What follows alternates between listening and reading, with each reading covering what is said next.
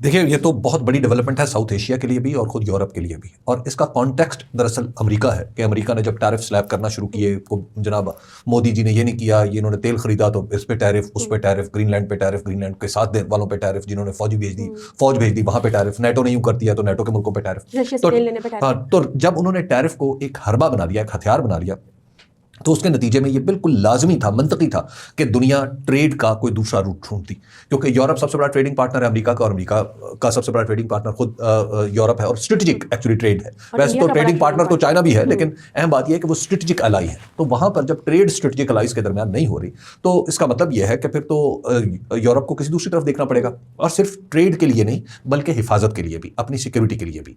तो अब हम देख रहे हैं कि पूरे यूरोप के अंदर बशमूल बरतानिया, जो अगरचे ईयू का हिस्सा नहीं है लेकिन इस वक्त उनके साथ ही अलाइंड है, वो सारे लोग, कनाडा इवन, हम देख रहे हैं कि वो चाइना के साथ भी अपने ट्रेड के मामला सेटल कर रहे हैं, और साथ साथ वो भारत के साथ भी ट्रेड सेटल कर रहे हैं। उसकी वजह यह है कि खुद दुनिया की बड़ी इकोनॉमीज हैं, तो दुनिया की नंबर 1 इकोनॉमी अगर इन्हें लिफ्ट नहीं करा रही, या किसी वजह से डोनाल्ड ट्रंप टैरिफ पे टैरिफ लगाए चले जा रहे हैं, तो इनका नेचुरल ऑप्शन सेकंड और थर्ड इकोनॉमीज बनती हैं। तो दूसरी इकोनॉमी, दूसरे नंबर पे इकोनॉमी चीन है, अब चौथे नंबर पे इंडिया है, और उसके बीच में अब जापान का दावा है कि वो है अभी तक। चलिए, जापान अभी कितनी देर रहता है ये भी पता चल जाएगा, माफ कीजिएगा। तो नेचुरली जब नंबर 1 आपके साथ काम नहीं कर रहा, तो नंबर 2 और नंबर 3 के साथ आप काम करेंगे। तो लिहाजा ये तो हिस्सा हो गया ट्रेड का।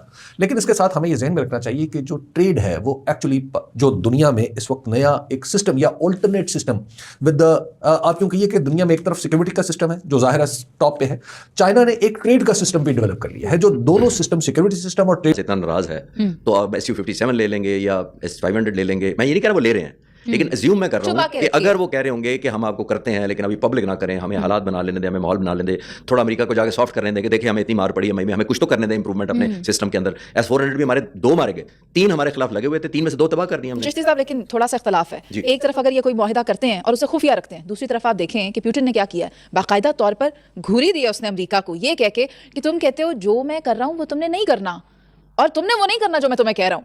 खुद वो रशिया से यूरेनियम लेते हैं और कह रहे हैं इंडिया तुम तेल मत लो, वो सबसे लेते हैं। तो वो धमकी है एब्सोल्युटली रेयर, पुतिन की ट्रंप को। यही तो मैं कह रहा हूँ, लेकिन बड़े लोग होते हैं ना, मसला ये है। अब रशिया से तेल सबसे ज्यादा आपको पता है कौन ले रहा है? कौन? चाइना।